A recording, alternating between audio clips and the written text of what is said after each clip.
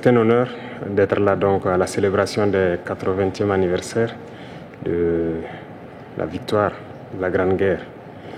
Et je tenais donc à vous féliciter et vous remercier donc pour cette invitation qui est un symbole pour nous.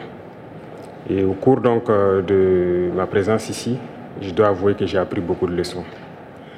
Cette séance que j'ai pu assister avant le dîner la veille, la séance culturelle, m'a fait comprendre que l'histoire et la culture sont le socle pour bâtir une armée forte et résiliente.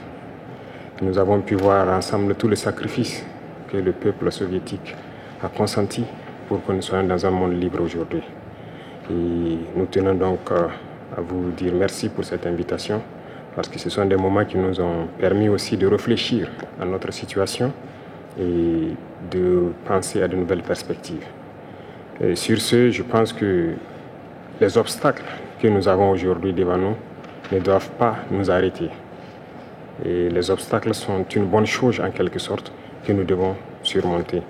La preuve, je pense qu'avec toutes les sanctions contre la Russie depuis un certain temps, la Russie arrive à développer un mécanisme interne qui lui place donc au devant de la scène internationale. Et nous prenons bonne note de ces leçons que nous avons donc apprises ici. Et même au niveau de la parade, je tiens à dire que j'ai été émerveillé de voir l'enchaînement donc des engins qui ont défilé devant nous, notamment depuis le char mythique T-34 qui a gagné donc lors de la Grande Guerre jusqu'aujourd'hui au char moderne.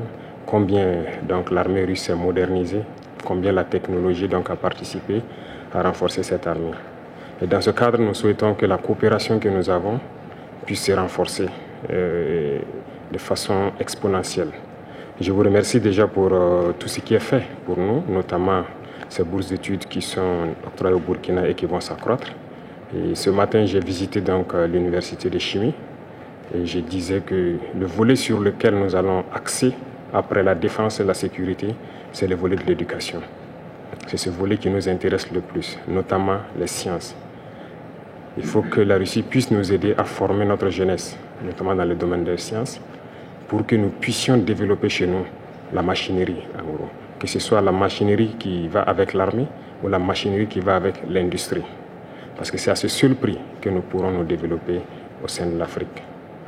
La guerre qui nous est imposée aujourd'hui, nous pensons que ce n'est qu'une manifestation aussi du nazisme. Parce que le terrorisme qui est là aujourd'hui n'est pas du terrorisme, c'est de l'impérialisme. Ce sont nos terres qui intéressent ceux qui nous combattent.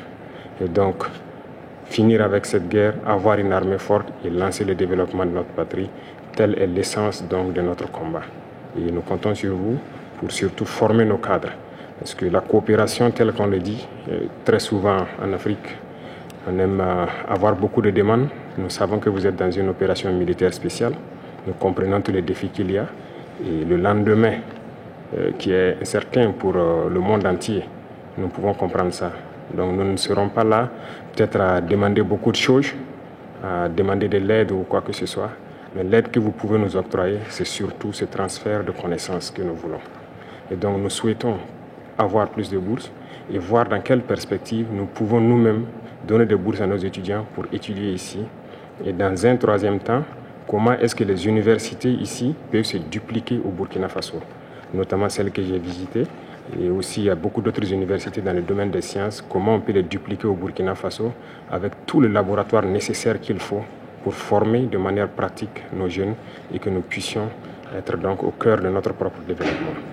Donc c'est la demande essentielle que nous avons actuellement dans le contexte que nous vivons pour pouvoir transformer tout ce que nous avons sur place, produire beaucoup de choses nous-mêmes et que le Burkina Faso soit un hub où beaucoup de jeunes Africains vont venir et apprendre aussi la science. Parce qu'ici en Russie, vous avez d'éminents scientifiques et il y a eu beaucoup de savants que nous continuons donc d'étudier leurs œuvres. Et je pense que c'est un havre où nous pouvons soutirer la science pour nous développer. L'autre chose, c'est